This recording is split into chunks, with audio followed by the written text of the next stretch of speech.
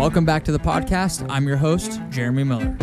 Every week, I chat with fascinating people from all walks of life in order to bring you knowledge, inspiration, and insight. If you enjoy the show, you can support it by subscribing, leaving a review, and sharing it with a friend. This is the Jeremy Miller Podcast. Matt Ritchey, welcome to the podcast, dude. I'm freaking pumped to have you here. Oh, thank you, bro. I'm glad to be here, man. Dude, so you have a super powerful story, and we're talking about it. We went running this last weekend, and we talked about it for basically the whole 3-hour run. And I was like, dude, you gotta come on the podcast. You gotta tell people this story because it's so powerful, and I think it's gonna inspire a lot of people. So I want to hear it from you, kind of from the beginning. Do you want to just take us all the way back to maybe wherever you feel like would be natural to start? I think a lot of it started whenever I started track back in middle school. I was a discus and shot put thrower. I was not very good. I'd never made any of the meets that year. And I always told myself, hey, I wanted to kind of push myself with this just because people would make fun of me about it. And I was like, I'm definitely not a big guy. So whatever I can accomplish in this sport is going to be pretty significant anyways. So I wanted to prove everybody wrong.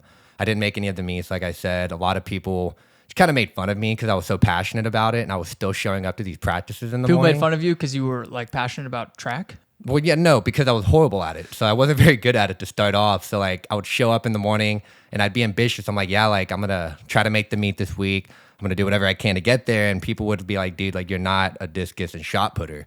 And I was like, well, I'm not a hurdler or a pole vaulter or a sprinter either. So I got to do something in the off season. Why did they say you weren't a shot putter or a thrower? Oh, well, because I was a little chubby at the time, but I was also short and chubby. So it's I wasn't fast.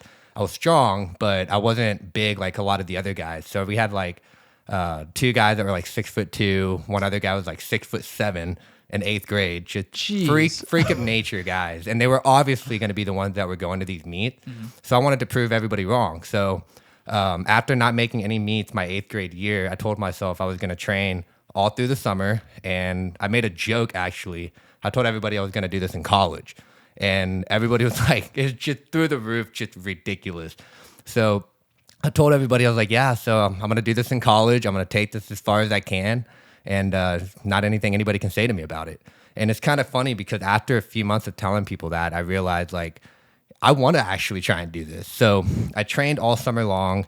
I didn't have any equipment. So I would grab these little 5-pound weights that you could get from Walmart. And I taped them up, and I was throwing those for discuses for a year and a half. Damn. So I didn't have any throwing shoes. I didn't have any special equipment. I didn't even have transportation to the rings that I needed to throw in. But it was just me and one goal and one vision to get somewhere. So come freshman year, I ended up making varsity as a freshman throwing in the discus, not the shot put. And that's when I started to realize holy crap, this is something that I manifested. I put in front of me. I told everybody I was going to do, and now I'm actually doing it. So I thought, why not just take this as far as I possibly can and really try to get a scholarship for this? And my mom and dad told me I was crazy. I'd throw in the backyard. I even threw a discus through the back wall of my garage one time because I thought it would be able to withstand it. I know, it was crazy. Gosh. But your parents didn't believe in you? They're like... I mean, here's the thing, man. I'm very ADHD, so I was always popping in and out of new hobbies, new sports. So they were like, all right, well, we'll just wait for this one to roll over, and then he'll be on to something else.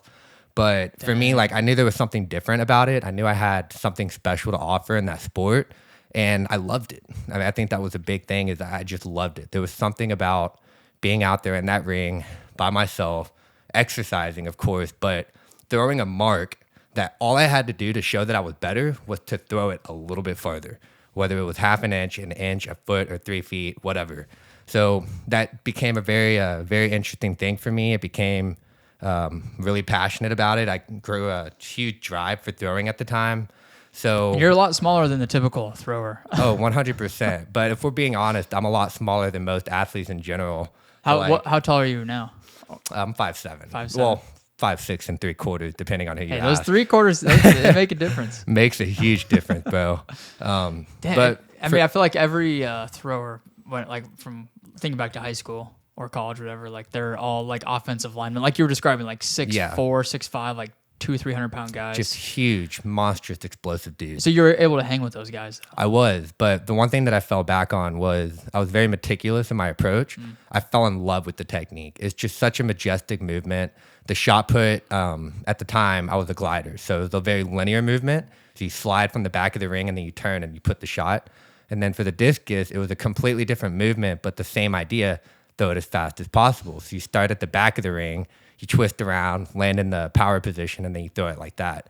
So practicing for both of those different events was fun for me because it's like you compete for both at the same event, but they're different, completely different movements that use completely different muscle group. And I loved that. So I would actually reach out to former professional throwers on Facebook. I'd comment on stuff on YouTube. I even reached out to Mac Wilkins, who was a 4 or 5 time Olympian in the discus throw for the U.S., former world record holder, and he actually responded to my messages. So I would go on there and I would ask him question after question after question, upload videos, ask for feedback. And then I'd go on Facebook and I'd get a hold of other throwers, former college coaches, and I would ask them for tips and feedback as well. Because discus and shot put, there's no coaches that you can just hire just around the block. It's not like football or track or soccer. You had to kind of figure out how to make it work on your own. So I fell in love with that process, and it really taught me how to like grow and, you know, get better in something and chase a goal that I set for myself. Damn, you just got obsessed with it.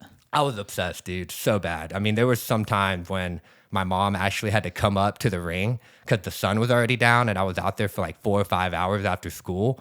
And she'd be like, come on, like, you got to come home. You got to come eat dinner. And I'm like, just 30 more minutes, one more throw. Like, oh my gosh, Jeremy, the amount of times I told her one more throw. So that's amazing. Yeah, man. That's what it takes, though, to get to that level and to separate yourself from the person who just shows up to the hour-long practice a few times a week.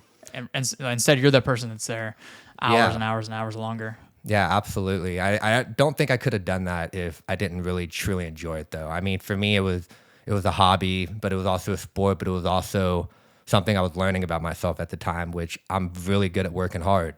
And I think that for me, I'm very blessed to have like figured that out at a young age, to find something that I was so passionate about that allowed me to tap into this form of peak performance that I'd never seen before, which was work ethic, drive, the motivation to learn more about the sport it was something that was new for me. And I loved it. That's cool, man. So your freshman year, you made varsity.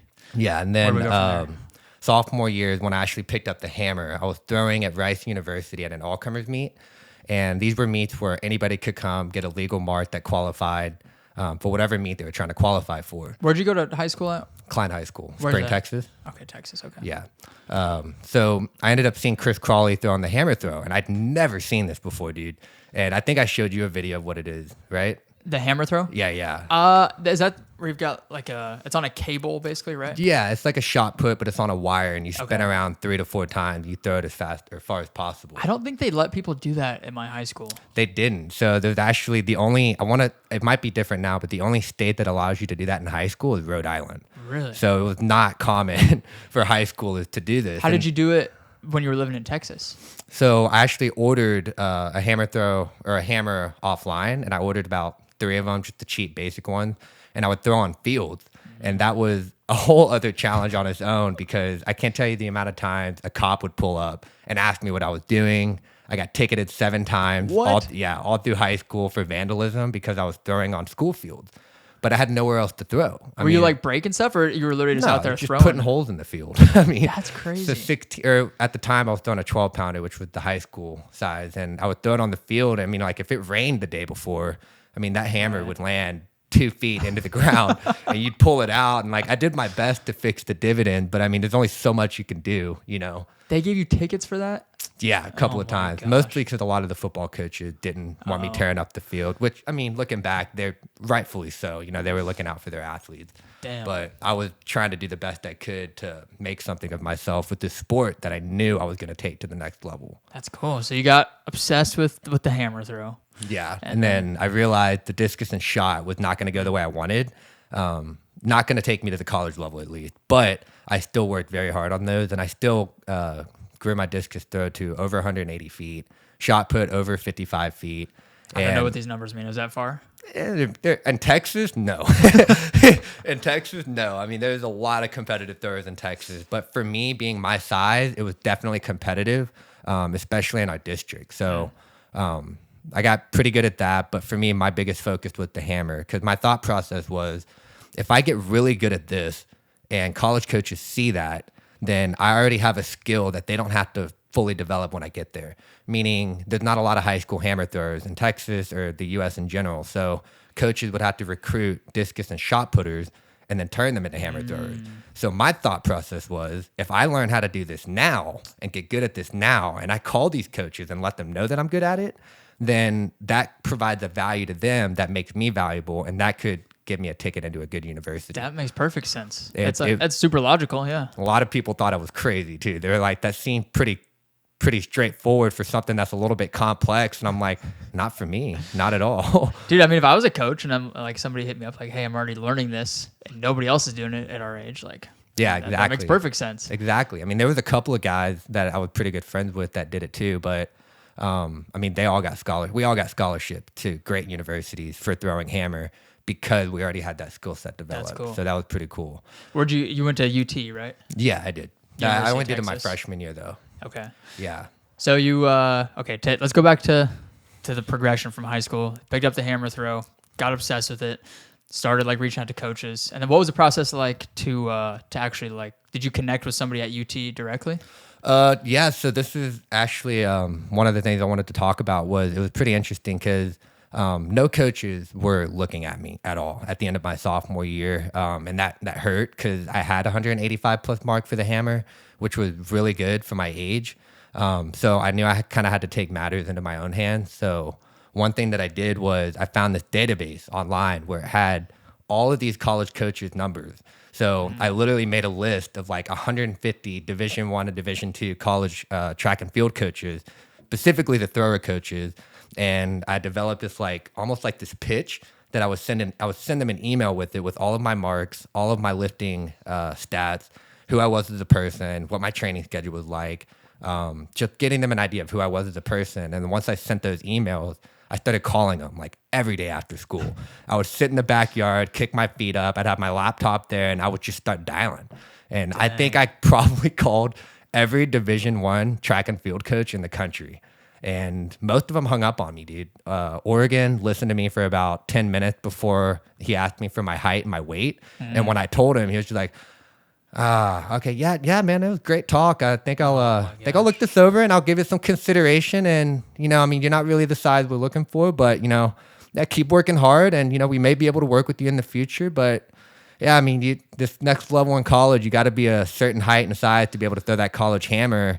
And that was kind of the response I got from a lot of coaches. Even though your marks kind of said otherwise? Well, yeah. So my mark was with the 12-pound hammer. So they were concerned I wasn't going to be able to transfer to the 16-pound hammer very well. So a lot of coaches turned me down. And for me, it was almost like something I had to prove to myself. I was like, I know there's got to be somebody out there that will give this little guy a chance. So there was a couple of schools that really took some interest in me. LSU, UTSA, and UT. Those were my top three that I went on official visits for. And UT was the biggest one that for me kind of got me really excited, because I'm from Texas, University of Texas at Austin. That's huge. And especially for being one of the best track and field programs in the country. Yeah, I was going to say. That was awesome. Damn. So did you get in contact with that coach directly? That's how you made that connection initially? Yeah, he actually reached out to me, ironically. Oh, so wow. Out of all the coaches that I contacted, I think I friended him on Facebook, and I think that's kind of how I got on his radar. But I friended a lot of these coaches on Facebook, by the way. It was kind of strange, but that was my way of pretty much selling myself to them. It was like a LinkedIn, I guess, for my resume. So I'd post on Facebook, I'd post statuses, just kind of letting them know who I was as an athlete. And Ty Saban took interest in me, and he offered me an official visit. And I came up, and this was right after my visit with LSU, which I was kind of on the fence about with them because it's LSU. It's a great track and field program as well. But after my visit at UT, I was driving home at 8:30 at night after the visit, and I called my mom. I said, I think I'm going to go to Texas. I have to. It's in Austin. It's a great school. The facilities were unbelievable. And, it just felt right. boy from a small town in Texas wanting to go to University of Texas to throw hammer. To me, it just felt right. That's cool, man. That's literally like a dream come true. And It really was, man. It really was. And you like manifested it. You worked towards it. You put yourself out there. I think the crazy thing is I had this vision, and I was not. I mean, there wasn't a plan B for me. You know, like my grades weren't great in high school, which I don't recommend. But for me, like I really wanted to fall back on this idea that like I set this goal for myself. I can't have a plan B. There's only one way to get to what I want to do, and it's just to have no other option but to make it work. So for me, like I've really dug into my training. I started getting a little bit more technical with my workouts, explosive workouts. I started reaching out to more people. I worked with a couple of college throwers that came down to train with me during the summer of my junior year, which was a blessing on its own because I learned so much. But for me, it was all about just setting a vision and believing it. I mean, and not giving myself that easy. In the back of my head, I had a small plan B just in case so I didn't screw myself. But what was your plan B? Go to Lone Star. Is that university or it's a community college. Okay. It's like around Texas, yeah, but it's not. I mean, it's not like a university, but it was just for people who want to go to a small community college before university. That was typically the option a lot of us had. So that was the plan B. Would you try? Did they have like sports teams there, or would it No, just they been didn't. Just go to school? So like after high school, if I didn't go to Texas or anything like that, then I just would have been done. And that thought scared me. So I wanted to make sure that I did whatever I could to reach that goal that I set for myself. So you had no other real like idea of what you wanted to do. All you knew is you wanted to throw. I just wanted to throw. That's it. And anything else wasn't going to do it. No, not at all. And I think for me, like I was definitely crazy about it. Looking back, like to some of those practices, like if some of the other throwers or the other teammates, they didn't take it as seriously as I did. So they would be like farting around in the rain. They'd like toss a discus around or kick a shot put. And I was so serious about it. Like I'd get mad at them, be like, yo, like we're here to train. We're here to work. Like if you're not here to take this seriously like I am, like then please like save this training time for some of us else, the other people who want to work hard. What did your parents think when you got the scholarship after they originally didn't really believe in? Once they saw me pick up the hammer, they were at first terrified. First off, whenever because it was just a metal ball on a wire and you're spinning around and throwing it. They didn't understand the logistics of how you're supposed to release it. So they were like, they thought that I was endangering myself going to practice every day throwing this thing in a field. But no, they started to buy into it once I was on varsity my freshman year, and they supported me the best they could. They drove me to meets, and they really gave me a big helping hand and staying together while I was training during that process. What about like your some of your friends from high school or people like your teammates in high school that were, I don't know if making fun of you is the right word, but like were telling you like, no, you're never gonna be a thrower or make it to college for this? I heard a lot of that noise, man, a lot of it, and it got to a point where I just shut it out. I had a buddy, Brody. He ended up going to A&M for throwing, and he and we trained together a lot, and we were both equally obsessed with this. He was a little bit more lighthearted about it. I was a little bit more serious and cutthroat, which I wish, looking back, I wish I wasn't. I wish I just enjoyed it a little bit more. Did he end up getting a scholarship or going to school for? He did, yeah. Nice. He finished all of, I think, 4 or 5 years at Texas A&M. He had a few injuries, but he had a pretty decorated career. He did really well. That's great, man. So how was the first year at UT? Rough. That's where that's where the story really starts. I wanted to share that though, because like for me, like that whole beginning part is where my belief in myself really started. I learned setting a vision for yourself and truly, not just like saying you believe it, but truly believing that if I do this work, I can achieve this. And once I signed that letter of intent, I mean, dude, it was just so euphoric. It was like 5 years of working and training, people telling me I wasn't going to do it, all the financial issues I had, just getting equipment, because I mean, this stuff doesn't last long. Like throwing shoes, hammer gloves, tape, chalk, like there's so much more to it than people think. But being a high school student, like we didn't have a lot of money, and I worked, but like it still wasn't enough to pay for meets and travel and all that. So for me, like I really, it was just beautiful for me, honestly, knowing that I took literally nothing. I had no skill set, no coach, no real talent in the sport, and I turned it into something that was special. So that's kind of why I wanted to share that. It's just the power of believing and having a vision for yourself is truly powerful. No, that's super important. I'm glad we went through all that. And like, it's I I don't know, I couldn't imagine like how, like you said, euphoric and how amazing that must have felt. Like all those hours and hours and hours you put in training, and I'm sure during that time, all you could think about was like, we're gonna get a scholarship, we're gonna go to school for this, we're gonna get all this stuff paid for by putting in this work up front, and it's like the short term sacrifices for the long term gains, and like being willing to put in the work when nobody else around you is telling you to do it, nobody's telling you to go spend 5 hours at the track after practice and do it, but you're the one doing it. And I'm sure a lot of days you didn't want to be out there necessarily because you'd rather go home and do something else or whatever. But yeah, I'm sure that was just like super rewarding and super gratifying. It was, man. It was, especially proving a lot of haters wrong. That was the cool one. But circling back to your question, the first year at UT, I think my biggest mistake was not having a goal after getting the scholarship. Because when I got to UT, it was all fun and games, dude. I mean, I was already still playing around with drugs. I mean, I got into a few drugs in high school, but it wasn't like serious or anything. But once I got to UT, I got really involved in the party scene. I was abusing my ADHD medication quite often, which was Adderall and Vyvanse. I was on a pretty high dosage, and it got to a point to where I was trying to keep up with the student athlete lifestyle while also trying to keep up with the partying lifestyle, while also trying to keep up with my academics, which all of that did not mix. So for me, trying to make up for all of that, I was just taking more and more and more of my medication. I was getting scripts from other people. I'd stay out all night, and then I'd have 3 hours to sleep before turning around to go to practice at 5:30. So I was really falling back on the Adderall and the Vyvanse, and I was taking way more than I should have. And like a part of me in the back of my head was like, maybe I'm overdoing this. Like, this is not something I should play with. But another part of me was thinking, well, my doctor prescribed this. This is a medication that tons of people are on. It's not like I bought it off the streets, so I can continue using it the way I'm using it, which was a complete delusionary thought that I put for myself. But that entire first semester, I mean, I got there partying. I failed my first drug test, like literally the first week I was there, which was so embarrassing. Was it from the Adderall that tripped it? Or? It was from pot, actually. So they didn't test for the Adderall or the Vyvanse because I was prescribed to That it. makes sense. Okay. So that wasn't really a concern for them, which ironically, that was the biggest problem, which was, I think, where a big misunderstanding was between me and the trainers and the coaches at the time. But yeah, so I failed that drug test.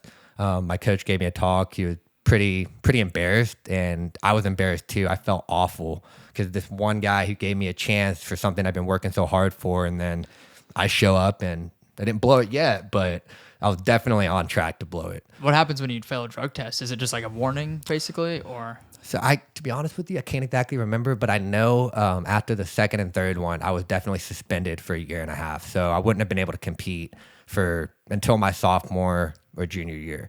So after that, for me, I kind of like started spiraling a little bit. I still had my chance to prove myself at the school and the team.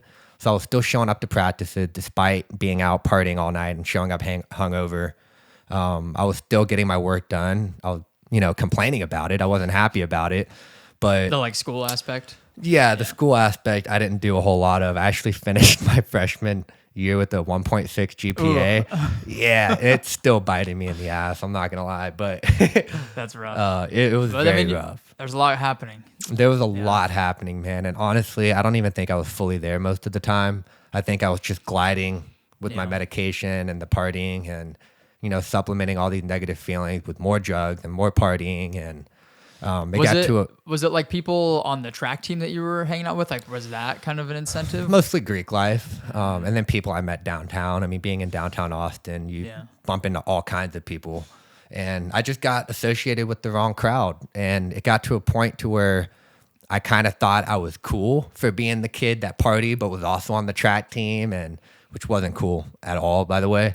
But I kind of fell into that, and I started partying more, almost like I wanted to live up to this expectation that everybody thought, like, wow, he's a party animal, but he's also, a great thrower, which those two do not mix. And it caught up to me after a while. Were you still like performing at track meets and stuff while all this was happening? So I actually never competed in college. Oh, really? Yes, I got removed from the team right after winter break of my freshman year. So one semester? It was literally one semester, yeah. Dang. So that actually, so how that happened was I was in bad shape the last 2 months of that semester. I mean, really bad shape. I was at the point to where I was staying up for 4 to 5 days at a time on my medicine. Jesus. And it got to a point to where I couldn't afford to get any more Adderall or Vyvanse. And I knew somebody that had crystal meth. And he told me that it was the cheap drug that all the rich people were using. He sold me on a bunch of whole other bullshit. But for me, I was in so much pain. I was fiending so hard for that feeling that I caved in. I was like, yeah, sure, why not? It was so cheap. It was so easy to get.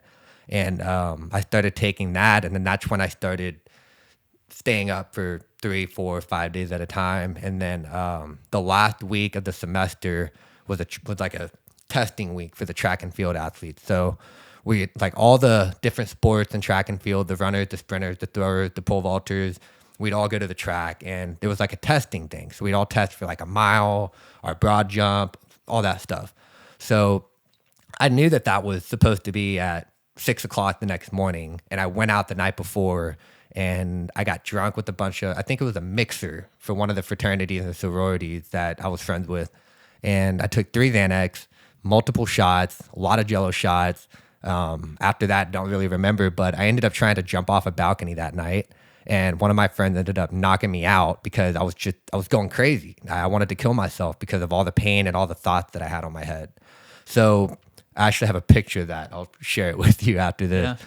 But you wouldn't even recognize me. It looked completely different. I think I had it in that video I shared. Were you wearing like a basketball jersey? Yeah, okay. Well, I was all bloody. Yeah. Like I was overweight, about 200 pounds. Yeah, you're a little bit thicker than you were now. Yeah. Man, that's still hard to look at. Not gonna lie. Do you think it was like all the partying and the lack of sleep and all that was the lack of sleep, the malnutrition. I mean, I wouldn't eat for 3 to 4 days, and then I'd turn around and plow down like 20 chicken strips from Whataburger.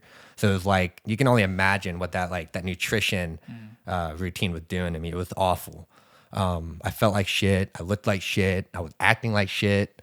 I mean, I was a shell of a person. I was not the person that I wanted to be. Damn. And I ended up showing up to practice, still wearing the jersey, still blood on my face, dripping down the side of my cheek. I thought I had slept, but I'd really just laid in bed for 2 hours.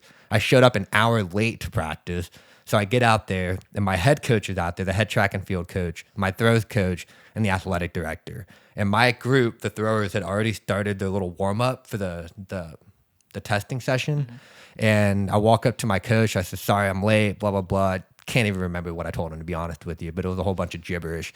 And he just looked at me just so disappointed. And he said, I can't even look at you right now. He said, just go back to your dorm. I'll call you later. So after that, I knew it was over. I was like, this is it. No more. Like, I need to get help. So I went to the trainers and I let them know like just how severe my situation was. And they wanted to get me help. You know, they were on board. My coach showed up. Like, they were very, very helpful, very warming about the situation because I caved in and said, like, I want to get help.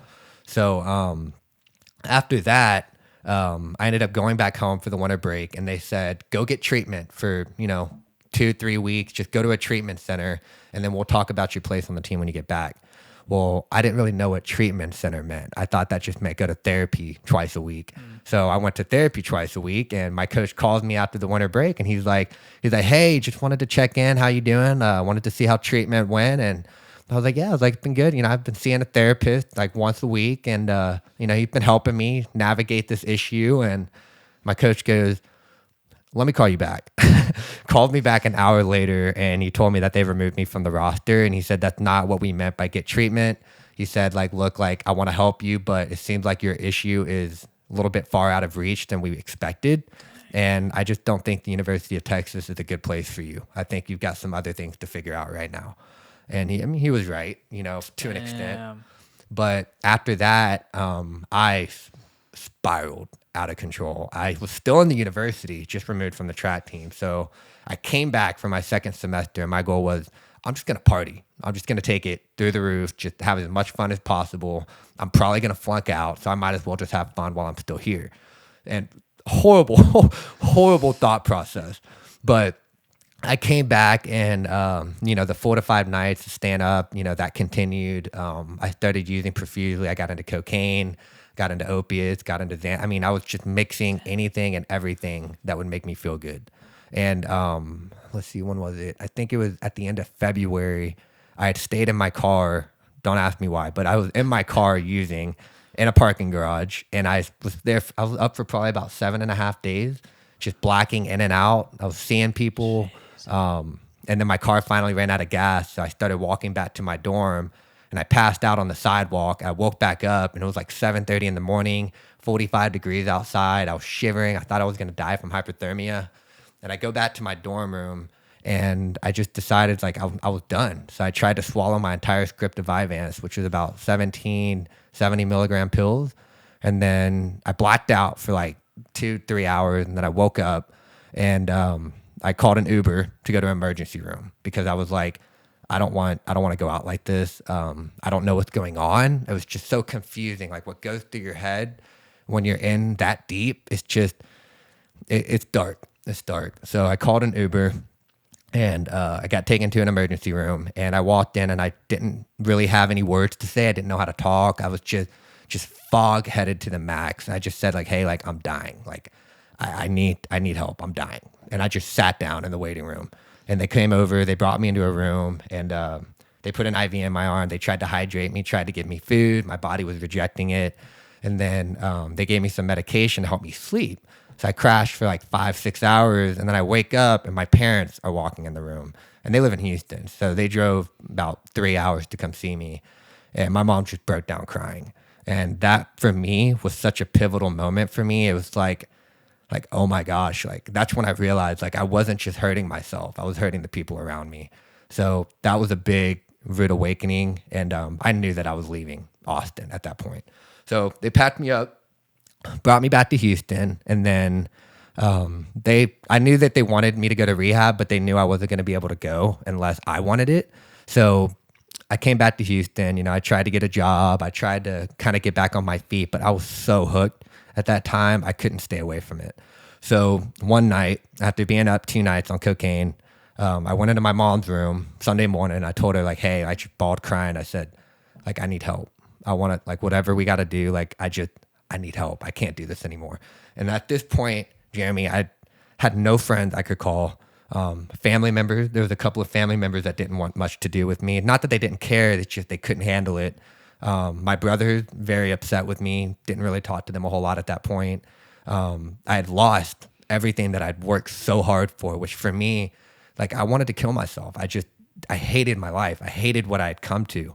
So that Sunday morning, my mom reached out to a rehab center, took me the next day, and I went there for 30 days and I got clean and got out, lived in a sober home for 4 months and started working a job and started getting myself back on my feet. Dude, man, that's, well, first off, thanks for sharing all that. Like, I know that's, I would imagine that's not easy stuff to talk about and being vulnerable with it and just sharing stuff like that. Cause it's, I don't know, that stuff's hard to talk about, I know. So I appreciate you sharing that. But dude, I think there's a lot to be said about all that. I mean, like, first off, I think just how quickly everything can change is one of the things that stuck out to me. Like, I mean, a semester in college is what, a few months long, like 4 months-ish. Yeah. So, you got to UT on top of the world, like just got the scholarship you've worked so hard for the last few months. And then within a matter of a couple months, like just in a totally different space. I think that's the scary part about like drugs and addiction and this kind of shit is like it can happen overnight essentially. And before you know it, you're a totally different person. 100%. You know, in my case, like I didn't know I was an addict until about halfway through that first semester. That's when I realized like I have a serious problem. Like it's not okay. It's probably, you probably don't realize it until it's too late. Oh, 100%. I think for a lot of, I mean, especially, you know, the first go round, like you don't understand what's happening with your body when you're starting to get deep into an addiction, you know, because all the highs are still relatively fresh. You know, you still have this little part in the back of your head where I have control over this. I can kick this when I really want to, just not right now. So I think once that realization comes to mind, like crap, like I'm an addict. Like this is really bad. I think that's the part a lot of people don't see coming.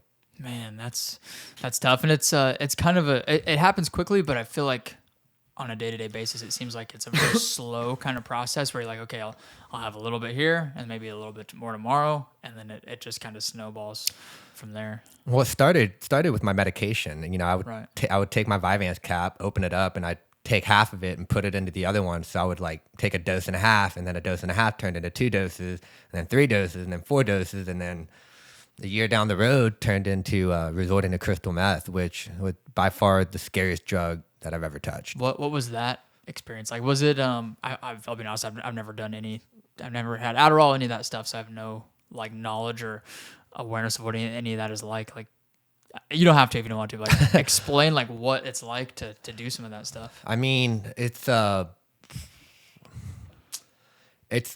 scary. I mean, I think the best word is probably embarrassing for the most part because of the person you are when you're on it. I mean, you just have this huge sense of confidence that's not real confidence. You're extremely chatty, and it's like nice for the first day, but once 2, 3, 4, 5 days rolls around, you start seeing people. You start seeing things that aren't there. You start getting extremely paranoid. Like once you start coming off of it, you have this overwhelming head rush of anxiety that is just almost like your brain just rattling like a Theragun. And it's just, there's so many other feelings that come with it. It's scary because you realize like once you take it, you feel normal and you're fine. And then, 2 days later down the road when you haven't eaten or drinking enough water, or you've done some pretty questionable things, like you start to really think about those things, and then your brain just starts deteriorating over time using these, and it gets to a point to where your brain doesn't react to it very well. You don't have that natural dopamine feeling, so it's like happiness feelings, things that normally would make you happy don't make you happy. You're irritable all the time. So there's a lot of negative aspects that come with it, and highly wouldn't recommend. So I mean, that's where the addiction part comes in, right? Is because when you're off of it, you don't feel like your new baseline for happiness or joy is probably so much lower because you get used to the highs of being on it. Would that be a good description?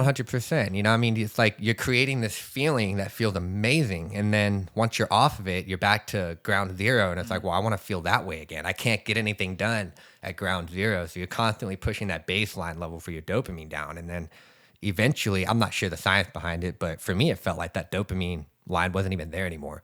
So, wow. Do you feel like you lost a sense of like who you were, or like a sense of your true self? 100%, man. 100%. I think that was the hardest thing about getting clean, was trying to figure out who I was again, trying to, because you have developed such an identity over the course of your addiction. It's like you have these overwhelming senses of motivation to do this thing and that thing and talk to these people and say these things. So whenever you get sober, it's like your mind is different. You're reacting to things different. You love different things. And in my case, my brain was rewired, and the last time I had been sober, when I got out of rehab, the only time I'd been sober before that was when I was like 12 years old, because I'd been using from 13 up until that point. So not like Adderall or meth or anything. I mean, it started with weed and alcohol and Coke and stuff, but you don't remember who you were like because you went through puberty on drugs. Right. And I think that's the case with a lot of users in this country. I mean, I met people in rehab that started using when they were like 9. Jeez.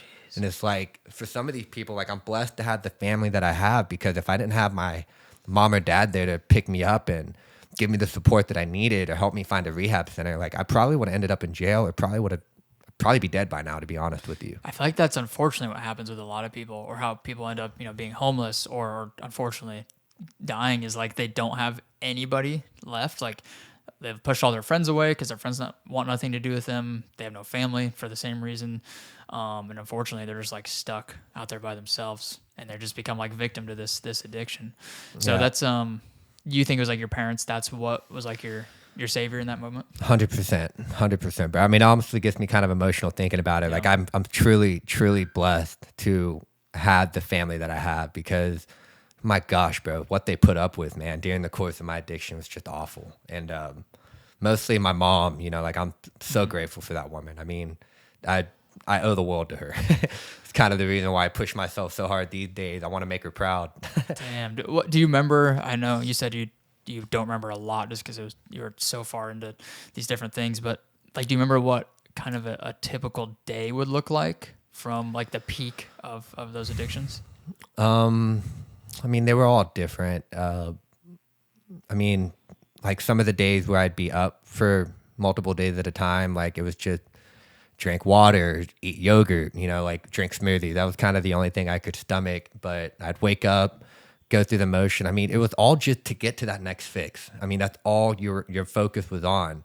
And for me, my little weird, everybody kind of had their weird thing that they want to do whenever they're high. And like for me, for whatever reason, it was rapping. I thought I was going to be the next Eminem. I know you can laugh. It's funny. Well, I mean, but it's like, for me, that was like my thing. I wanted to rap, you know? And so that's what I would do when I was locked in these, I guess, high states for such a long period of time, is I would just write music, and I'd write my pain down onto paper, and I'd make raps about it. Did you record any of them? Yeah, but you're not hearing them. Were they good? I mean, some of them were okay, but I just don't like digging those things up just because it just brings back bad memories. Yeah. Yeah, that's understandable. But if you can find them on SoundCloud, then by all means. Man, I might have to do that after this. But man, that's deep, man. Yeah, that's tough. I know it's tough to talk about, so I appreciate you sharing that and being vulnerable with it. So the turning point was basically like you Ubered yourself to the emergency room. Parents showed up. That was like that was the day. That was a big turning point for me. The biggest one was that night before I went and told my mom that I wanted to get help.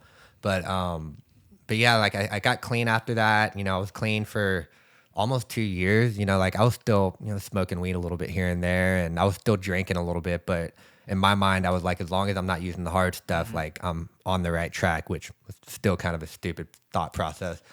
But I ended up, so this is actually kind of how I started my Ironman journey in a way.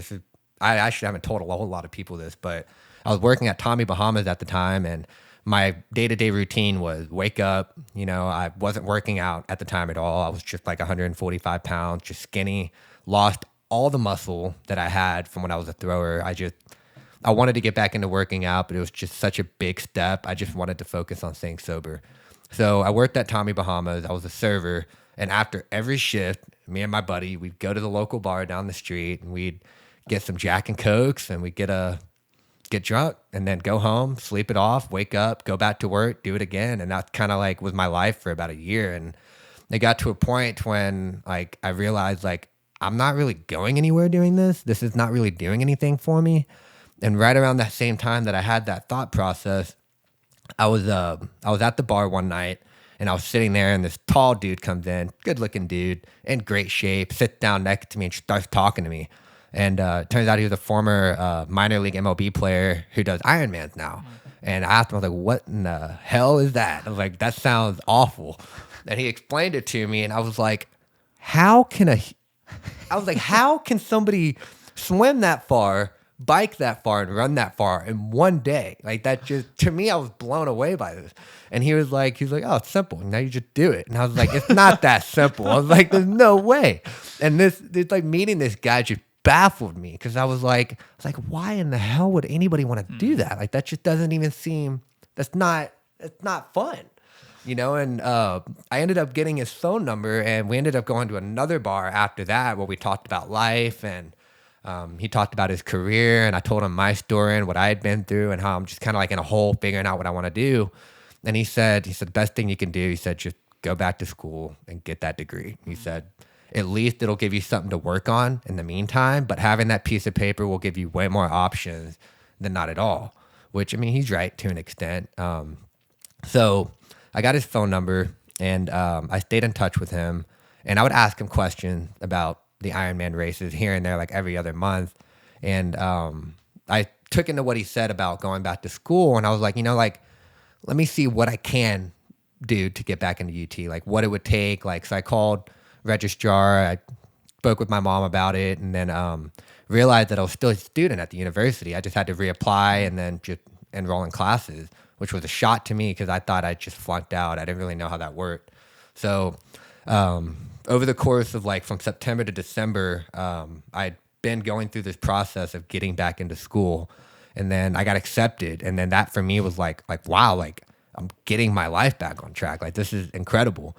So I found a sublet apartment, moved back to Austin, enrolled in classes, started working out again. I started Uber driving. So I was making money, and I was making friends. I was reconnecting with old friends that I'd lost my first time at UT.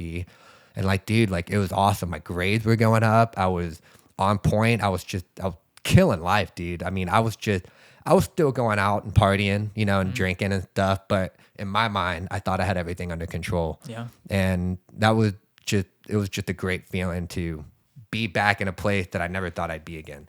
Yeah. And then come January of 2020, I was out at a bar with a bunch of friends on a Thursday night, and then I was Ubering home. It was late, and I realized I got in the wrong Uber. And I told the Uber driver, I was like, hey, like, this is not my Uber. It was back when they were doing shared rides and stuff. So he dropped me off, and I tried calling another one, but my phone died. So I was like, like I know the city pretty well. I'll just walk home. Well, walking home, I felt what felt like somebody threw a glass beer bottle at the back of my head. And I'm not going to lie, Jeremy, I was really, really drunk. I don't remember a whole lot of it, but it felt like somebody had threw a glass beer bottle at the back of my head, and it just splattered on the backside of my head and ear, and it was wet and it was cold. So I reached back and I realized I was bleeding, and then I started freaking out because my entire shirt was just covered in blood. And I was like, holy crap, like I didn't know what was going on. It was definitely not a good situation. So I started flagging people down, trying to see if anybody would pick me up and take me to an emergency room. And nobody stopped. And then I got about, I don't know, I was probably maybe 4 or 5 blocks from Del Setton, and some Uber driver, I'm assuming he was an Uber driver, he stopped over, opened his side door, pulled me in his car, and then dropped me off at Del Setton. And I walked in, and my first thought was like I need help. Like I was drunk. I was just slurring a bunch of stuff. I said I was attacked, and they brought me into a room, sat me down. They put me on medication to calm me down and help with the pain. And then a nurse and a detective came in, and they said that they thought that I was involved in a series of stabbings that happened in downtown earlier that night, where 7 people were stabbed. And I was like, what? Like my thought like it's just, that's not where my brain went whenever this happened. So it's like in my mind, I was like, you're kidding. Like, and I was high because they put me on pain pills and stuff. But it was such a weird thing for my brain to process because I was still drunk, and like so much had happened over the course of the 6 hours from when it happened to when I was in the emergency room. It was a lot. And they ended up stitching me up. They gave me the contact with the police department, and they said somebody was going to be in touch. So they stitched up my ear. Oh, I didn't even show you. They got me in the back side of my head, and then it went through the cartilage of my ear. That's a big scar. Yeah. Just like that, they took a chunk out. It took a chunk out. So they just fucking stabbed you. I have a picture. When you see it, you can literally see my ears like this because it was just, the whole bottom half was just hanging down. Oh my God. Yeah. Did it go through your skull? It didn't. No. So it actually bounced off, I guess that bone or ligament right there. And then it went through. So the way the nurse described was, I was really lucky because if it had gone inward, it could have easily paralyzed me, killed me, paralyzed me in a lot of other areas. There's so many different things that could have happened with that attack. So Jesus. So the doctor pretty much said I was very lucky that it went the way it did because I just left with stitches. And the thing that killed me about this whole situation was the other UT student that was stabbed with a girl. If I'm remembering correctly, she had paralysis on partially the whole left side of her body. Wow. So me knowing what I've been through, what I've done, like I didn't have the best image of myself as a person, you know, just because of my past. So I felt guilty in a way. I'm like, well, why am I the one who just walked away with stitches when this girl who's doing everything right, great student, sorority, just a good person, is going to have to go through months and months of rehab from this situation. Meanwhile, I just get sent home with stitches and a bottle of painkillers. So that whole thought just blew up my head. It just made me feel like a really shitty or a shitty person in general. And I went into a bad depression from that. Damn. So there's some psycho just running around stabbing people. Did they ever catch that guy? It was a woman, actually. What? They did catch her, and they ended up releasing her during the pandemic because she was unfit to stand trial. What does that even mean? Like she just... mentally crazy. I don't know. Like gosh. I think some of it had to do with the jailhouses being overflowed. Jeez. I'm not too sure, but... That's wild, dude. Definitely. And how long wild. did this happen after you got clean, went to rehab and all that initially? So this happened in 2020, beginning of 2020, January, and I went to rehab April 27th of 2017. Okay, so about 3 years. Yeah, about 3 years. So I spent all that time getting myself back together. I mean, granted, I was still drinking. I kicked a lot of the hard stuff, and I was building myself up again. I was learning who I was again. I was finding myself again. I was getting happy. So did that this whole knife attack, did that like reset you like back to kind of where you were 3 years prior? Yeah, it did, because they sent me home with pain pills, and I was so confused by the entire situation.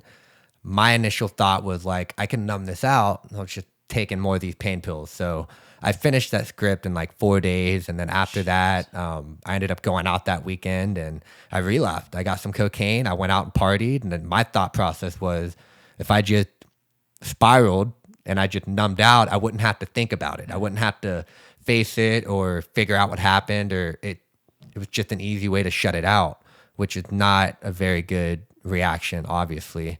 I'm sure that was so confusing though, because first off, I mean, you didn't do anything wrong. Like you just get fucking stabbed for no stumbling reason. home, trying to get home. And then that's questioning of also like why do I deserve to be okay after this? Like you described with the girl having paralysis, like that's a lot to handle within a very short amount of time, you know. It was a lot, man. And like I just mentally wasn't equipped to handle it. And I'm just being honest. Like I wasn't a very mentally strong person. You know, I was thinking pretty low of myself because of what I had went through initially. So for me, it was I just didn't want to face it. You know, it was just such a dark time for me. And then throw the pandemic starting 3 months after that was just awful, because I wasn't able to communicate, or I wasn't able to like socialize with people. I couldn't go home because my dad was a high risk. So I stayed in Austin. 2 of my roommates ended up moving out and going back to their homes. So it was just me and my dog. And then one other friend I had moved in who didn't have anywhere to go. So that whole first 2-3 months was just partying, you know, just being reckless. We thought the world was going to end. So we're like, might as well have fun. Not a great thought process again. Dude, what a crazy couple of months. Like that's, I think the pandemic obviously just added to all that. Clearly, like you probably just thought the fucking, like everything was going to be over. Like the world was ending, like you said. Genuinely, Jeremy, I thought the world was going to end. Dude, I mean, I don't blame you.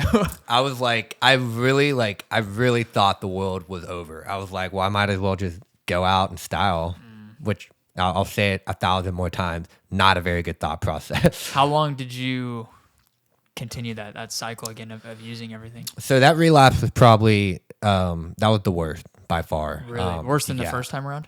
Worse than the first time around by far, because I didn't just gradually build up to just 2 months of using methamphetamine.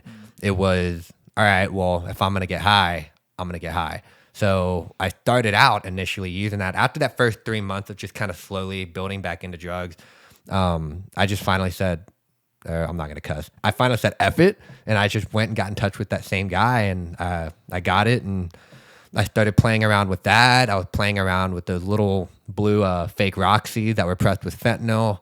I was playing around with coke, LSD, mushrooms. I mean, I was using anything and everything that would put me on cloud 9.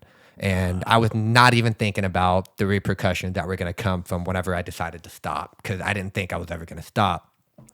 So there was a lot of emotions during that year, 2020, that really got me, honestly, really got me to where I'm at now, for being honest, because after the knife attack, I meant to mention this. I reached out to my buddy's dad because I thought like, hey, like I have this new chance at life. Like I want to make the most of it. So this is kind of where I call it my tug of war started, because I wanted to get into triathlon. So I reached out to my buddy's dad and I asked him if I could borrow his triathlon bike for the pandemic, since I didn't have anything else to do. But I had this other side of me that wanted to party and just be reckless and just be a complete degenerate. So I was still training during all of this. So I wasn't training like you and I do now, but I would go on my bike. I'd ride for 50, 60 miles, didn't have all the special equipment. Then I'd come home and I'd party for a week, and I'd come off of everything. And then I would go for a little 3-4 mile run, like whatever I could do. And it was just back and forth, back and forth. Like I knew I wanted to stop, but another part of me wanted to continue going. It was just almost like I had two alter egos. You're just fighting that addiction. It was fine. Yeah. So for me, I always say like I was definitely controlled by a demon during that time because I knew deep down inside I didn't want that for myself. That was not how I wanted to live my life. But another part of me was just like, it's easier, you know, let's just relax. Let's just fall back into this darkness because that's where I was comfortable. I mean, comfortable in its own word is kind of hard to explain, but that was a state that I was used to being in. So it was just back and forth all of 2020. And it was hard. The nights went from like 2 to 3 nights staying up to 5 to 6 nights of staying up. Jeez. And I started losing a lot of weight again. I started pretty much turning into a non-human, I guess is the best way to describe it. You just turn into a walking zombie. But November of 2020, my brother had moved down to Austin and he had called me and said, hey, like, you want to go get lunch on Saturday? And this was Tuesday. And I was like, yeah, sure, let's set it up. You know, I was like, cool. Like, my brother just moved to Austin. We're going to go get lunch. He never called me or hit me up for anything. So Saturday comes around.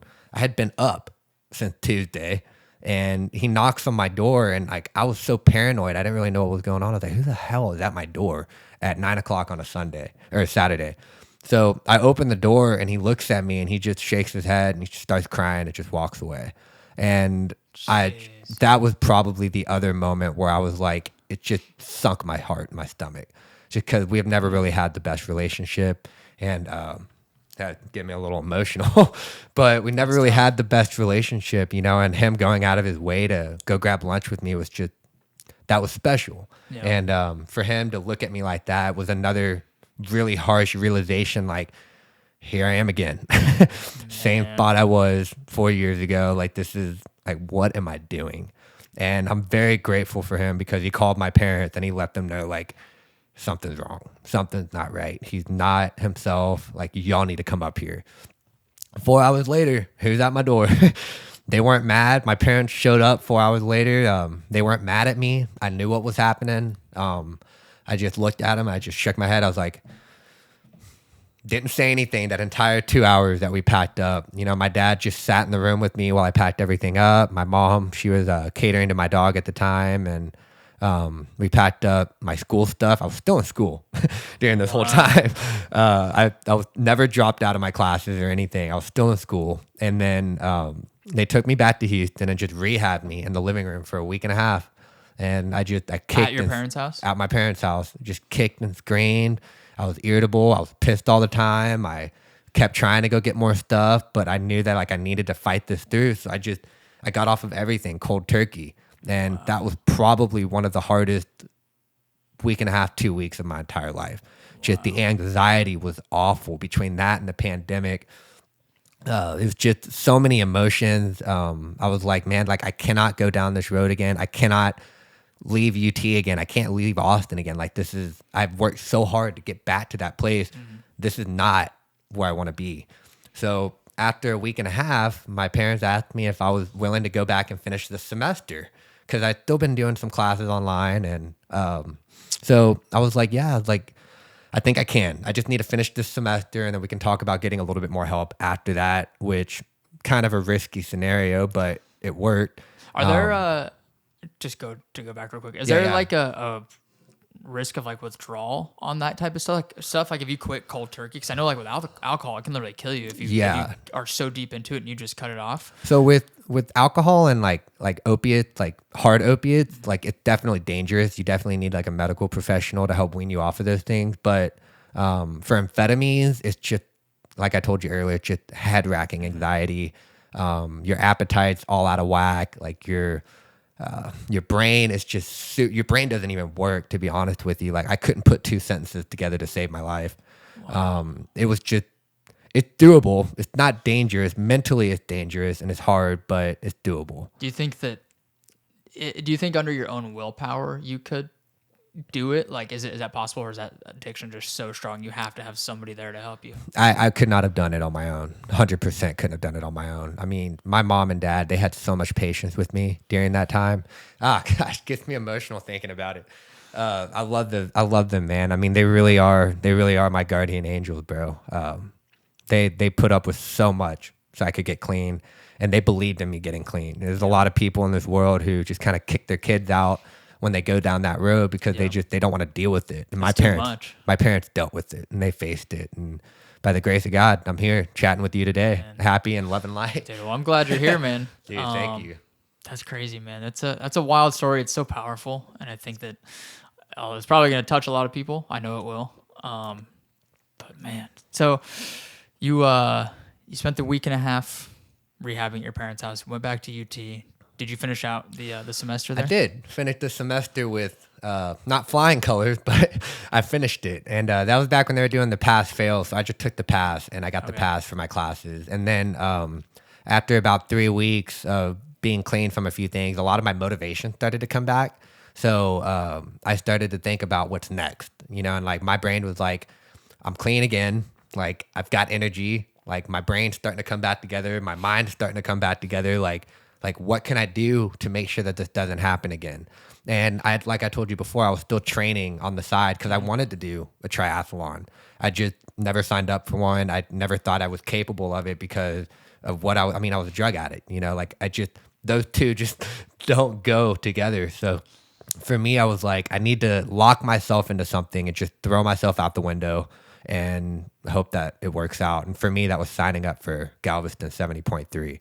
And I think that was April 3rd or 4th of 2021. But I signed up for it and I said, the only way I'm going to do one is if I have it on the calendar. I think we talked about that on Saturday. Mm-hmm. So I signed up for Galveston 70.3. My parents were not happy. They were like, Matthew, like you just need to chill out for a little bit. You just went through all of this crap again. Like you just focus on yourself. I'm like, well, in a way, this is me focusing on myself. So signed up for Galveston 70.3 and I trained. I didn't have a training plan. I wasn't really swimming a whole lot. My thing was, if I just bike and run as long as I can every day, I'll be ready for April 4th. So I did that and then went out to Galveston for race weekend and terrified as all get out. Definitely 90% sure I wasn't going to finish. I just didn't tell anybody. So I honestly only slept like an hour the night before the race too. Just because. So nervous. Oh, so nervous, man. I was shaking. I was rattling. I was like, in my mind, I was like, if I don't finish, I'm letting everybody down again, and I had so much to prove to myself, so much I wanted to do, so many things that I wanted to become. And I knew all of that was on the other side of that finish line. So how long after that rehab at your parents' house until you did the Ironman?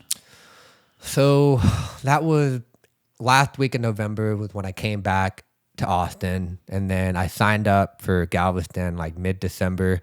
So it's really like, it's like 4.5 months. That's pretty quick. Pretty quick, yeah. Not your typical recovery turnaround. Not really. Not typical Ironman prep. Little over the top, honestly. But do you ever stay in contact with any of your, I guess, quote unquote friends that like that you were using with, or like people where you'd get substances from? No. Probably a couple of people that like I would smoke weed with and drink with. I didn't really cut those people off yet. But as far as the people that I knew were gonna pull me back, I cut them out completely. Yeah. I knew I had no self-control when it came to those things, and it only takes one time. I mean, it really only takes one bad day, one bad moment, and one wrong person and one wrong decision for you to spiral back down into that hole again. And my gosh, man, the pain that I went through during the first 2 times it was awful. I just never wanted to experience that again. And most importantly, I never wanted to put my friends and family through what I put them through again. And those people that you probably would have considered your friends in that moment probably weren't really your friends because they're in the same boat as you. Like they're there with the same purpose of just get high. Like they don't have a real direction, and they're obviously, in my opinion, like they wouldn't be your friends if they're not there to like tell you like, hey, we should probably not be doing this. The way I thought about it, and this was how I justified it, because I felt bad cutting people off. I justified it as the fact that when I was deep into using, I didn't care about anybody else around me. That's just a fact when you're that deep into an addiction. So I was like, if they're still using and doing these things too, they're not thinking about me cutting them off. They're focused on their own demons that they're fighting. So for me, it was like, I have to look after myself. I can't look after anybody else right now because this is It's truly life or death for me. So yeah, I cut a lot of people off, and that's probably the hardest thing to do in general, because these are people who give you their time of day, people you spend time with, and when you cut those people off initially, you don't necessarily have friends on the other side of that. I had close friends, people that I grew up with, and then family members, but for the most part, the people that I was spending a lot of time with, I just cut them out completely. So I was pretty much alone for the first half of 2021. That's a hard thing to do. We were talking about this on our run the other day too, but it's like most of us, we want to please people. We want to make people happy, and like it doesn't ever feel good to tell somebody no, or like, no, I'm not going to talk to you anymore. I'm not going to hang out with you. But to be willing to like cut people out of your life, it's not an easy thing to do. It's an everyday battle, man. Because like you have days, you go a week without talking to them, and you're like, oh, well, maybe I can hit them up, and maybe we can at least just go for lunch. And it's like, I don't recommend that. I really don't, because there were so many times when I did make that decision and I was this close to going back. And after a few months of thinking like that, I thought to myself, like, I can't do this anymore. I have to put myself first. One, I don't know if I'm going to survive another relapse. Two, I don't know if my parents can go through that again. And those were two big factors. Not only that, but my puppy. Like, I still cared for her very well during all of this, but I could have definitely been a better dog dad for sure. I mean, I'm not going to go into details, but I mean, I definitely neglected her to an extent, and I haven't shared that with a lot of people, and some people may get mad at me for that, but that's just the reality of addiction, the stuff that comes with it. So that's for not me, your real self though.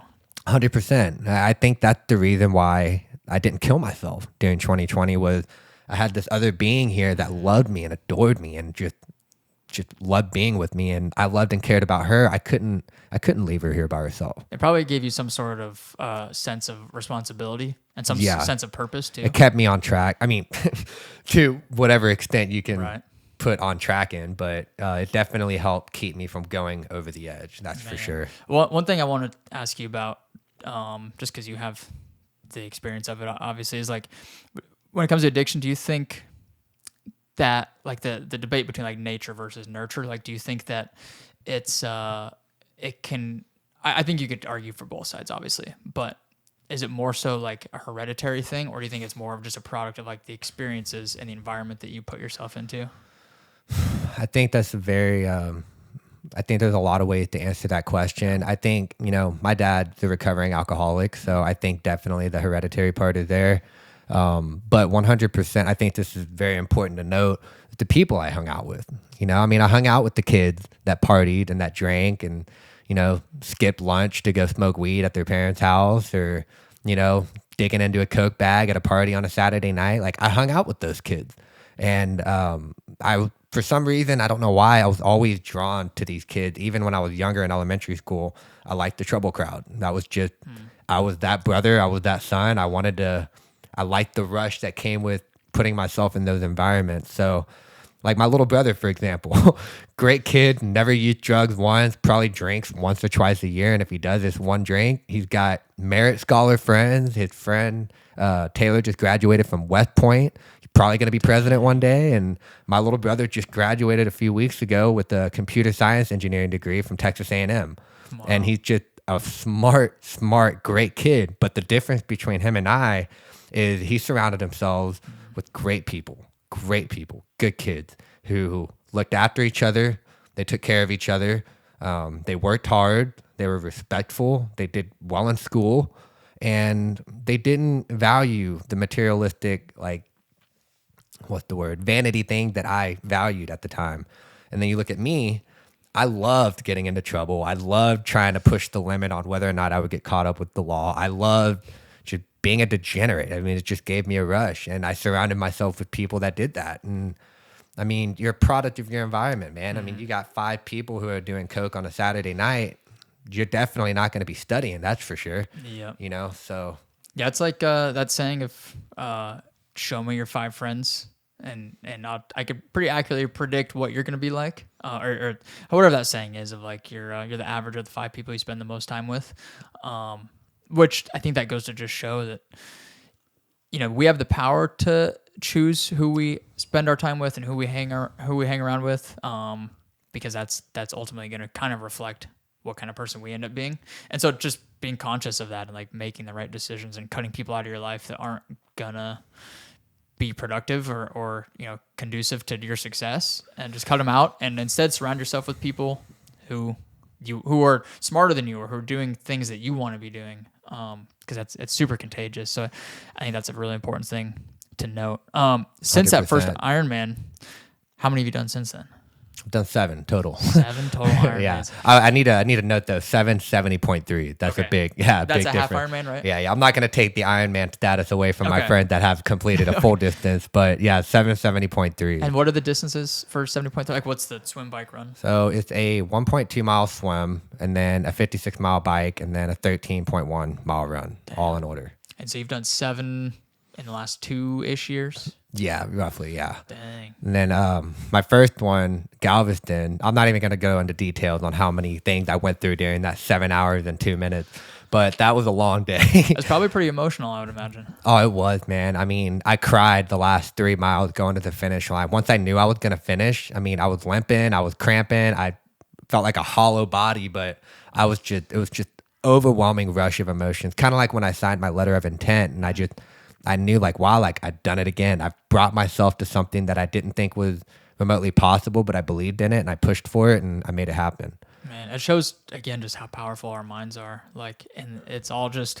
I always say that our lives are a sum of the decisions that we make.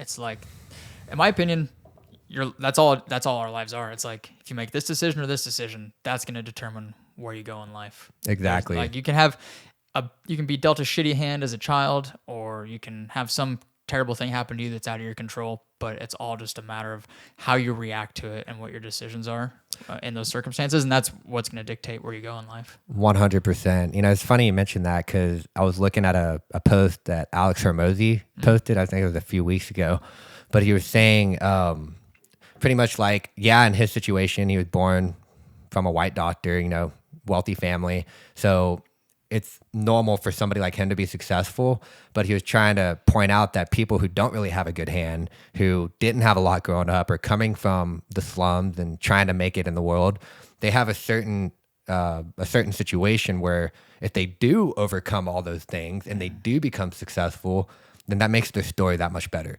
So that was kind of my thought process with the Ironman racing. I'm like, everything that I've been through, everything that I've endured, overcome, if I can do this and continue doing cool things, not only is this going to be incredible knowing what I went through just a few years ago.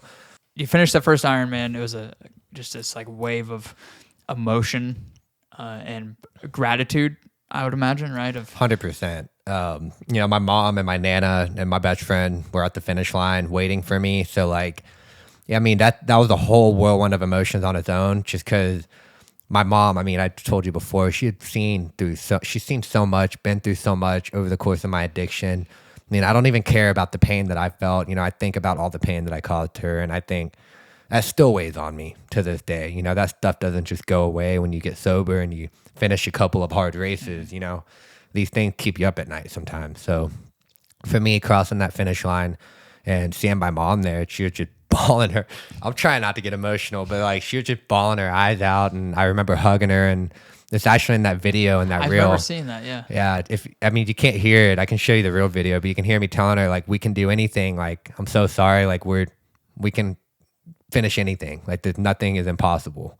That's so amazing. I think that was a very powerful testimony and statement to myself that like, I don't care how far or how dark or how gone you may feel, like if you have the right people around you and you have the right idea and the right mindset and you truly want something for yourself, it's achievable. And it's not perfect. I mean, the road to me getting back on my feet was not just cut and dry. Wake up, write down my routine, go through my schedule. I mean, it was a lot of anxiety, a lot of depression, a lot of long nights in bed in the morning, just wondering what I was going to do for the day. It was a lot of irritability. It was a lot of imposter syndrome. I mean, just the whole 9 yards, man. And I think a good thing to note is when you're feeling those feelings, that's all normal. I mean, that's the part of the life experience, is going through those challenges, going through those valleys. But I think the thing that makes us special and the thing that's worthwhile is, what do we do with that? What are we on the outside, or what are we on the other side of that feeling? You know, are we going to let those feelings bring us down? Are we going to victimize ourselves and fall into a place of despair and, you know, just, all right, I throw in my flag, I'm done. You know, this life thing's difficult. I'm just going to kind of linger around the rest of the time I'm here. Or are we going to turn around and say, like, hell no, like, I'm not going to go back. I'm not going to be that person. I'm going to overcome this. I'm going to beat it, and I'm going to be the person that I want to be. Otherwise, this life is not worth living, you know?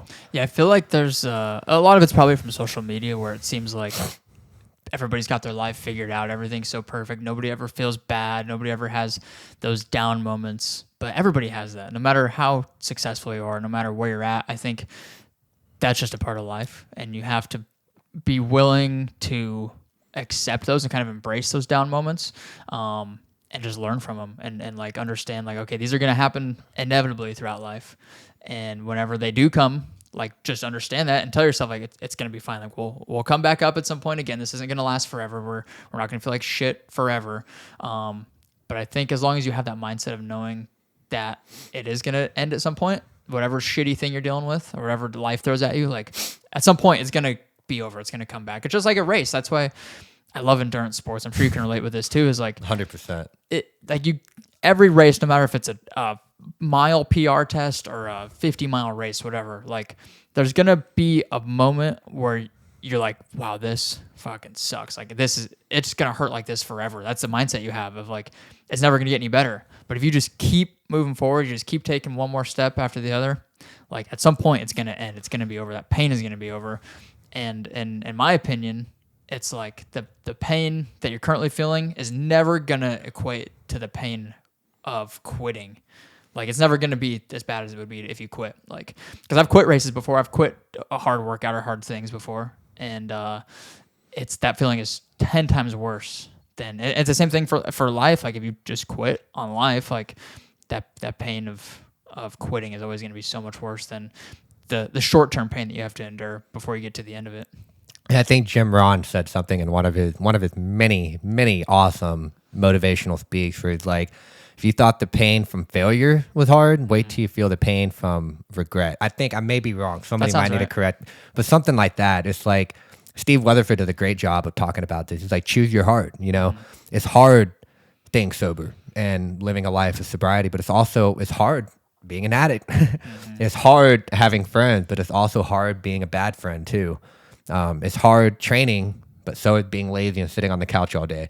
You know, so it's like, it's a very simple and annoying concept, but it's so true and it's so powerful if you look at it the right way. Yeah, choosing your heart and choosing the typically it's the harder option as well. Is like it's way harder. Again, it's all hard. It's all relative. I won't keep hitting on that. But when you get to that point during these Ironmans, I would imagine you get to a point where it hurts. It's hard. What do you tell yourself? Like what kind of goes through your brain? This too shall pass. I mean, that's like actually. Is that a biblical thing? I don't know. I feel bad because I'm a Christian. If that's a biblical sense, then I might be in a bad position. But I don't know. I've heard that in so many videos. I've heard so many people say that, mostly older people, you know, giving me like life advice. Like this too shall pass. You know, my dad told me all the time, like, I know it sucks. I know it's hard, but there's always a brighter day around the corner. And dude, let me tell you, there have been a lot of times in my life where I thought I'm never getting out of this. But then there's times like, you know, Saturday when we were running where I'm just so in awe of life. I'm just so happy to be doing what I'm doing. And it makes all of those things worth it. But if I stay in that state, that sad, depressive, victimized state for too long, I mean, it's like that eats at you alive, you know? So you always kind of have to keep that in the back of your head. Like, it's okay to fall down. It's okay to get upset, be depressed, kick and scream, cuss, whatever you got to do to get through whatever bad situation you just went through. But you always have to go back and get back to that badass you were meant to be. And that's something my mom, she has this quote picture that she's had for like 10 years. I don't even know how she keeps it this long. But whenever I'm going through a hard time, she doesn't say anything. She just sends me that picture. And I read it. And I'm like, all right, like I'm down right now. I'm depressed. I'm upset. You know, I'm feeling kind of like low on my luck. But I know who I am. I know what I want to be. And I know eventually I got to get back to that. I got to get back on the horse and I got to keep moving because life isn't going to wait for me. You know, you're not going to wait for me. My closest friends aren't going to wait for me. My mentors aren't going to wait for me. The people I surround myself, they're not going to sit and wait for me to get my life together. So you kind of have to take control of that on your own and realize like, okay, it may suck the first few moments trying to get moving, but one task at a time, get yourself back on that horse and keep moving. Yeah. I think that's a good segue into this question of like, if anybody that's listening to this feels like they're in those types of moments, or if they have an addiction they're trying to deal with, or they just feel stuck in life, like what piece of advice would you give to that person, like in that moment? Man, I think, give me a second to think about that once I answer it right. Yeah, no, you're good. I think, take your time. one, having the right people around you. I think a lot of people kind of think they have the right people around them, but in all reality, they aren't. For me, I'm very blessed to have the people in my life. Like I told you, my mom and my dad, and I've got about 2 or 3 super, super close friends that I know will never judge me when I'm talking about a low. They're not going to say like, hey man, like I can't handle that negativity right now. Like I got to focus on my dreams and you're bringing me down. Obviously don't tell those people, but I think having people that you trust, truly, truly trust to be vulnerable. And I say that so strong because I've been vulnerable to the wrong people before. And that comes back to bite you in the ass if you're not careful. And that makes it even harder to get through it. Another thing is one task at a time, man. It's such a simple concept. I mean, there was a video I saw with a sailor captain. I'd be wrong if I said who he was. He's talking about making your bed in the morning. You make your bed in the morning, you've established the first task of the day. You get a small sense of reward, and it motivates you to keep going forward to the next task. And the next thing you know, you've got all of these tasks that you've knocked out. You're feeling good. You're confident. You're like, boom, I'm crushing the day. And next thing you know, you don't even remember that awful state you woke up in because you've overcome that state. So same thing when I'm going through a low time, and I still go through these low days, bro. I'm sure you do too. I mean, some of the most highly functioning people I know still go through bad days. But I think the thing that differentiates us from people who don't give up, and I'm not trying to like say that like in a bad way against people that don't get back up, Right. but is we constantly keep moving forward. I mean, I have that written on a whiteboard in my bathroom because that's one place that I look all the time is don't give up, Matt. Keep moving forward. You got this, because that's something that I wrote when I was in a very happy, motivated state. So whenever I'm in a bad state, it's almost like I'm getting a message from myself when I was happier and feeling great that I can do this. I can get through this. This is just a low. There's going to be a valley if I keep pushing through, and can't give up. You got to keep moving. Yeah. And I know that's so easier said than done. Mm-hmm. I mean, golly, dude, some of these valleys, I'm sure you've been in a couple yourself. It's almost like how do I get through this? Whether it's 2 days or a whole month. I mean, it's hard, dude. It's hard. Yeah. But one of the things that I've noticed lately, talking to a lot of people about these things, I'm really good about getting people to be vulnerable about their struggles, is everybody goes through these things. Nobody is singularly different than the next. We all go through trying times, and it's just some people voice it, some people don't. I'm one of the people that voices it. If I'm going through a hard time, I mean, my close friends will probably hear about it. Meanwhile, there's other people I know who nobody would ever know they're going through it because they're so good at hiding it. Right. And that's where social media, I think, has done a lot of damage on people in society, is creating this idea that some people out there just got it figured out. Mm-hmm. And that's not the case. I'm sure you know that yourself. 100%. Yeah, but I think there's so much value to sharing the negativities and sharing the downs, because it's more relatable. People can understand and appreciate it, and know that like, hey, I'm not the only one that's having a shitty day, or I'm not the only one that's down in the dumps. Like, everybody gets that way. And so I think the fact that, again, you came on the podcast, sharing it with people, sharing it with me, like it's super admirable, and I'm glad that you came out here and you're willing to talk about it, because I know it's not hard, or it's not easy things to talk about. It's really difficult to talk about these things and be open about it. So again, I'm very appreciative for you to come on and share your message. And again, I think it's going to resonate with so many people. Dude, 100%, bro. 100%. So what does a day in the life of Matt look like now? Bro, getting ready for starvation is kind of a whirlwind mess. Yeah, right what is now. what is this race? Tell us about the starvation race. Yeah, it's starvation. It's an X-Tri race that is going on its second year now. James Lawrence, the Iron Cowboy, the guy who did 101 full distance triathlons in 101 days. Him and his buddies created this race, and it's a Norseman qualifier. Norseman is the hardest extreme triathlon in the world. Intense, very intense race. I got a couple of buddies that are getting ready for it now, as well as James. But starvation, it takes place in Utah. It's a 2.4-mile swim. Starts at 5 a.m. It's in 50-degree water. Then you get out, you get on a bike, you climb. It's 100 miles, 10,000 feet of elevation gain. First section is about 6,000 feet. You get a drop. And then the last bit is 4,000 feet over the course of 12 miles, which is like a 7 to 14% grade the entire time. It's called Guardsman Pass. It's arguably the hardest climb in North America. Jeez. I mean, there's a lot of them. You got Mount Lim and a lot of other ones, but Guardsman Pass is definitely up there. This is in Utah, right? It's in Utah, yeah. Okay. And then followed by that is, I could be slightly wrong, I think it's a 25.8-mile run and 7,800 feet of elevation trail run.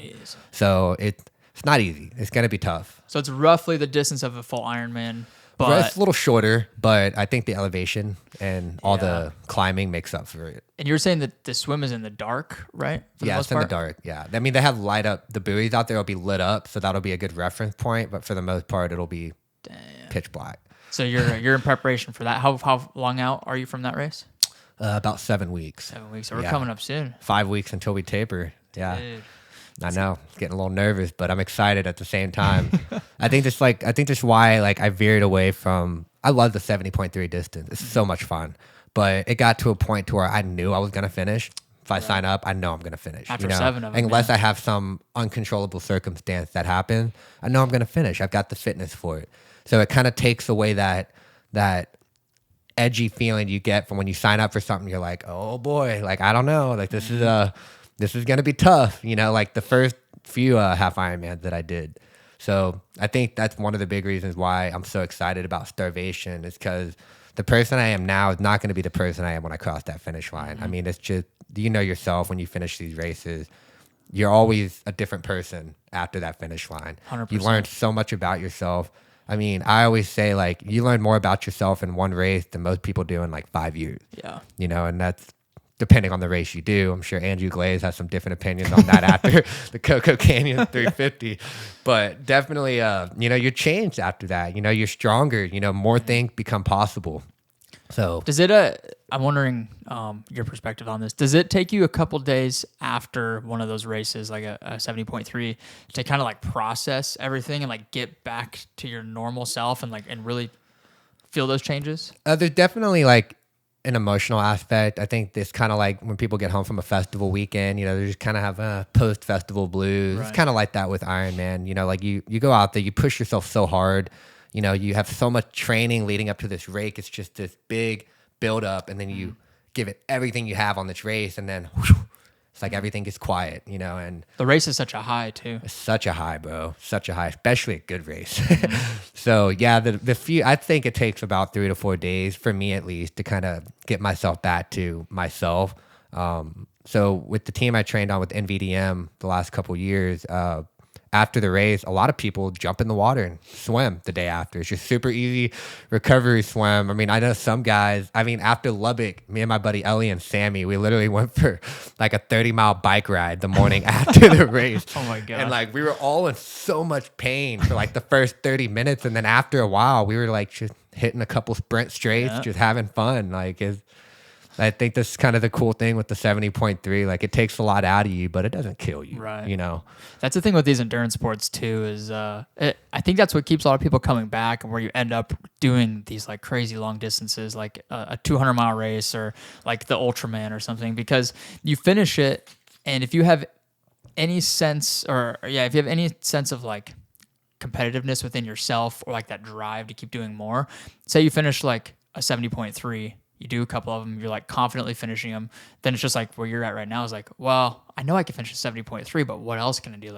You finish this race and you're not wrecked. You're not dying. You're okay to keep moving. And you're I probably could have kept going if I wanted to. And that's where you sign up for a full Ironman and you sign up for, starvation or all these really long endurance events. And that's where I think it kind of becomes addicting in that same way. 100%. You know, like for me, like my initial thought process when I started was I wanted to master the 70.3 distance and then move on to a full Ironman. But I mean, these things, training for these things are so difficult. They're so hard. It takes so much out of you. It's like a full-time job. Yeah, you gotta have to have something you're driving for. And like for me, just mastering the distance, I didn't really have a measurable sense of what that meant. I think for me, it just meant being comfortable enough to finish under 5 hours without being completely depleted, you know? Yeah. So my last 3 races, I did that. You know, I finished Waco in 4 hours and 50 minutes. I finished Margaritaville 4 hours and 54 minutes. Nice. So for me, I had reached that 5 hour mark. And, you know, not saying it wasn't challenging, but I know how to do it in under 5 hours now. And for me, like, I need that uncertain goal to train for. You get like for me, like you get so much out of accomplishing something that you were 50-50 on whether or not you finish. It's like the Masogi. A lot of people are talking about these days, you know, it's like you challenge yourself to one thing a year that has a 50% chance of going right, 50% chance of going wrong, you know? And I think for me, that's starvation. It's like I'm doing everything I can to prepare for that race. You know, it's going to be tough. It's going to challenge me on so many different levels, but there's a good chance I might not finish. I mean, and I'm not saying that to like manifest it. I mean, I'm just being reality. It's a hard race. It's challenging. There's so many things that can go wrong, but that uncertainty is what is so rewarding when you cross that finish line. It's like, wow, okay, I guess I can do this, you know? So do you feel like there's similarities between endurance sports and like maybe the high during a race or the like lows of training or the lows during a race? Do you think there's similarities between that and like some of the other addiction things that you went through, like with drugs and stuff? I definitely see some people training for Ironman, some of the more competitive guys who fall into a state of they're not happy unless they train, or they're neglecting so many other aspects of their life that training is literally all they care about, and other areas of life aren't going too well. So I definitely see that. I mean, I wouldn't compare it to an addiction for most, but it's definitely an addiction for sure. So that's why like I've really focused on in the last year or so is really dialing in on that work-life balance, because I did 5 last year, 5 half Ironmans, which was so many, dude. And it got to a point to where like it was just train, get ready for the race, train, get ready for the race. And it got to a point where I was so like focused on training and recovery and getting stuff done that I was neglecting so many other areas of my life. And to me, that's not why I train. You know, I initially started to train to be healthy, get in shape, train with my friends, go out and do runs like we did on Saturday. Like that's why I do these sports. So for me, I try to center myself around that idea so I don't get lost in the training like I have before. So my training isn't perfect these days, but it's because I fill my life up with other things that I want to do well in, which are my friendships, my relationship with my dog, my nutrition, work, school, like all of those things. I want to do well in all of those things, not just in one area. So that's challenging on its own, balancing all of that. Yeah, there's a balance to everything. Like you can go too far in any one direction, and usually when you do that, something else falls short. So it's a balance to everything. But I mean, I would say Ironman is probably a good thing to, if you're gonna get into something that's gonna like overpower other things. I would say Ironman is like it's more of an acceptable thing. Definitely, yeah. So like I'm well aware like right now that I'm definitely putting a lot more effort into my training than other areas, but I'm only 7 weeks away. I'm peak training right now, and after the race, I'm gonna focus on my 100-miler and the fundraiser. So I'm not gonna be doing the biking and swimming as much. So I'll have a lot more space to fill other areas of my life. But right now, like starvation is such a big challenge for me. It's such a big goal of mine to finish that race. I'm willing to do what I need to do right now to get ready for it. It hasn't been like that the entire training block, but right now, you know, with the heavier Saturday and Sunday sessions, I got to get it done. And what's the fundraising aspect that you're doing? Yeah, so I'm doing a 100-mile ultra marathon, the Javelina 100, October 28th and 29th. And I'm actually raising money to build a hearing aid bank in the El Paso Children's Hospital for families that can't afford hearing aids for their kids. Dude, that's amazing. Because you wear hearing aids, right? Yeah, I do. I'm wearing them right now. Yeah. Is that, were you born with Like a hearing So disability? my parents, we found out about it when I was in kindergarten because I was acting out in class. I wasn't paying attention. I would never listen, and I was always saying "huh" and "what," and my teacher just pointed to my parents like, "Hey, you might want to get him tested for his hearing loss because he's not doing very good in school." So we got tested and found out that I have a severe and profound hearing loss with high frequency sounds, which means that there's some low sound that I don't hear very well, but for the most part, a lot of higher pitched sounds like S's and R's and T's and stuff like that, I don't really process super easy. So it was creating a lot of lapse and communication skills. So That's challenging.